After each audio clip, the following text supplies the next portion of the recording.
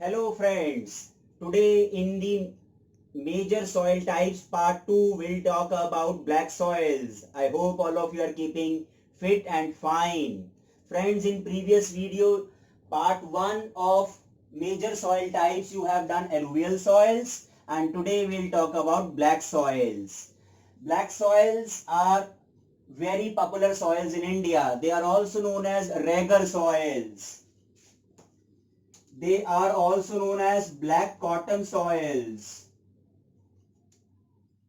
So friends, today we are going to talk about black soils which are mainly found in Deccan Trap of India. You can see the region. We have got this map.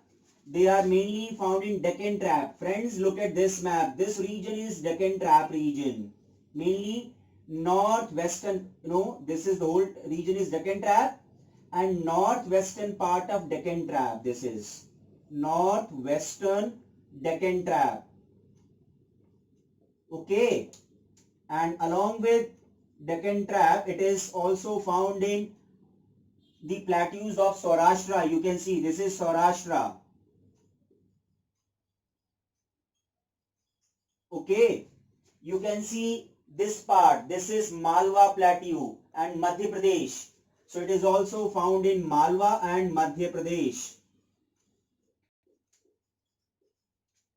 And it's also found in the plateau of Chhattisgarh. You know, this is Chhattisgarh region. So this is plateau of Chhattisgarh.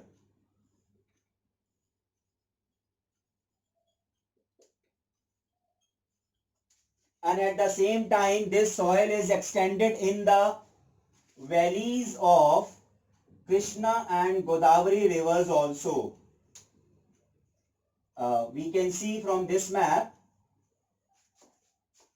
this region, it is extended in the southeastern part, and this region is the upper part of Krishna Valley and Godavari Valley.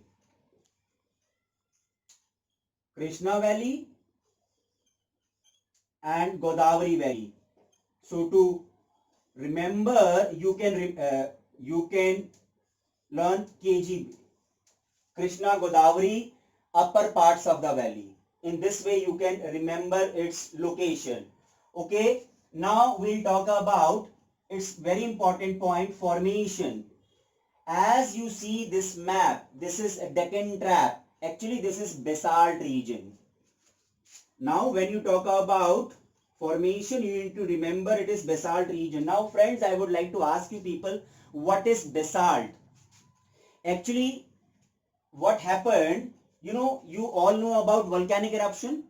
Huge quantities of lava erupt and then settle down on the ground for a long, and it covers very large area. But in this case, we had volcanic eruption, but in a different manner. What happened? Suppose this is your surface and small fissures were there, fissures, and through these fissures, lava erupted and spread to a larger, larger area. So in this manner, lava flows covered this region, and when lava comes on the surface of the crustal portion, we call it basalt. Okay, so in this manner you can say that, and in long duration of time, climate also played its role. So you can say that parent rock and climatic conditions are responsible for the formation of black soils. Okay, now after formation, we will talk about its chemical composition. Which chemicals are mainly found in these black soils? Friends, these soils are very rich in calcium carbonate,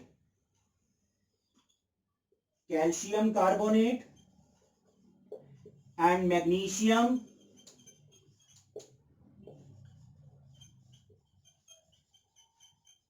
and lime content, and they are poor in phosphorus content. So these are found in larger quantities and they are poor in phosphorus content. Okay. And as far as fertility is concerned, these soils are very fertile in nature. Why are they fertile in nature? we will try to understand that also. Friends, actually these soils are clayey and these soils are deep, and when we have clayey soil and deep with fine grains, they soils are very fertile. So we need to remember that these soils are clayey and they are very fertile.